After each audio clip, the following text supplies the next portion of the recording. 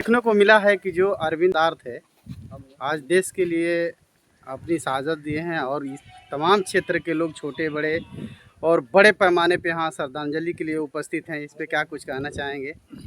जब भी भारत माता के तिरंगे से लिपट कर कोई आता है जो देश की सेवा सुरक्षा के लिए निरंतर लड़ता है और यात्रा में इतने उनके नारे लगाए हैं, शहीद हमारे क्षेत्र के लिए गौरव थे जो भारत माता के सेवा के लिए लगे हुए थे।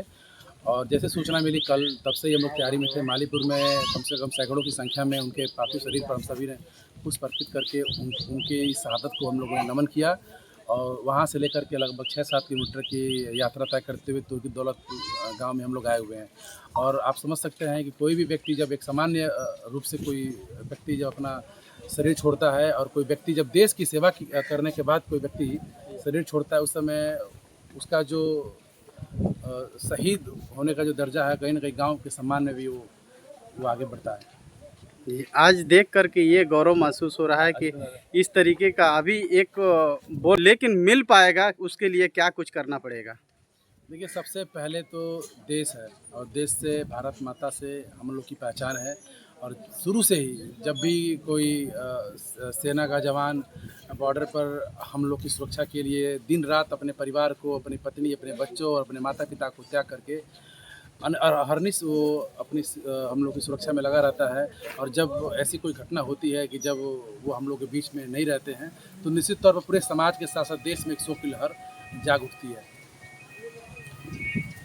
आज इस श्रद्धांजलि को क्या कुछ संदेश देना चाहेंगे अपने माध्यम से? ये मैं तो यही कहूँगा कि हम सभी के मन में सबसे पहले तो इस पुण्य आत्मा के प्रति पूरी विनम्र श्रद्धांजलि है। उनकी ये जो यात्रा रही है भारत माता की सेवा में लगभग 22 वर्षों तक, जहाँ मुझे पता चला है 22 वर्षों तक वो देश की सेवा में सुरक्षा में लगे हुए थे। उनके 3 परिवार में 3 बच्चे हैं, उनकी पत्नी है, उनके माता पिता हैं। जो लोग भी हैं अभी बहुत बर्माहत हैं। वो ये अभी स्वीकार करने में उन्हें बहुत अभी देरी होगी कि मेरा बेटा मेरे साथ नहीं है। और ख़ास करके जो क्षेत्र के लोग हैं, आप देख सकते हैं कि सभी लोग, हर जात वर्ग के लोग, हर समाज के लोग भारत माता की जय जयकार किए। भारत माता के झंडे तिरंगे के साथ उनके इस विशाल पार्थिव शरीर के अंतिम यात्रा में सभी लोग शामिल हुए हैं, उनको अपनी श्रद्धांजलि अर्पित की है। धन्य हो ऐसे माता पिता की जो ऐसे लाल को जन्म दिए, उस माता पिता को क्या कहना चाहेंगे? देखिए, कोई भी परिवार या माता पिता वो चाहता है कि मेरा बेटा आगे बढ़े, और उससे बड़ा गौरव का क्षण ये होता है कि जब उनका लाल जब देश की सेवा सुरक्षा के लिए आगे बढ़े तो ये बहुत गर्व की बात होती है। बहुत बहुत धन्यवाद।